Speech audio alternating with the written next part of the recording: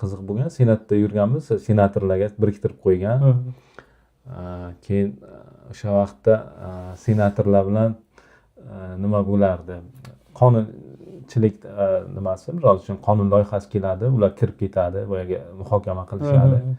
Keyin o'sha muhokamadan chiqqandan keyin nima kelgan, ommaviy axborot vositalarida, gazeta, jurnallarda ular intervyu berar ekan.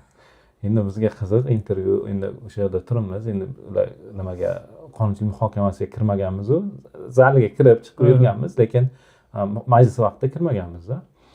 Keyin chiqishgandan keyin o'sha ommaviy axborot vositalaridan bitta qaysidir jurnal edimi endi yo televideniyami nima olyapti, intervyu olyapti. Keyin ular intervyu olguncha ularda nima bor ekan, senatorlarda tezis qilib yozib olishganda, endi menga shunaqa bitta senator tushib qoldi. Endi yoniga turinglar, qarab bironta narsa kerak bo'lsa yordam berasizlar dedi. Keyin boshqa senatorlarda hammasi bir xil o'zi gapiryapti. Endi o'ziga tushib qolgan senator endi tayyorlanmagan ekan yoki u yo'nalishi boshqami, xullas unga berilgan boyagi qog'ozga chiqazib kelganda uni o'qib bermoqchi bo'lyapti-da. Endi kamera turibdi, so'zma-so'z o'qib beryapti. Uni men kameraning orqasida menga berib qo'yishdi, ishlattiraman qog'ozni.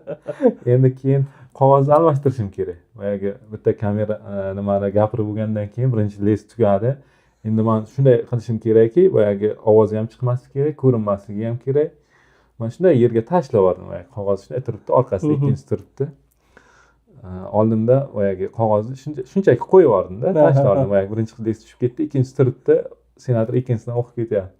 Yana nima aytadi, siz deydi, talant bor ekan, nima bo'yicha, suvlarlik bo'yicha juda yaxshi anaqa chiqqan ekansizlar. Zo'r taktika qildingiz, unga ham ko'rinmadi, senator ham chalg'imadi. Xullas davomidan o'qib ketdi. Xullas mana shunaqa qiziq voqealar bo'lgan. Qiziq.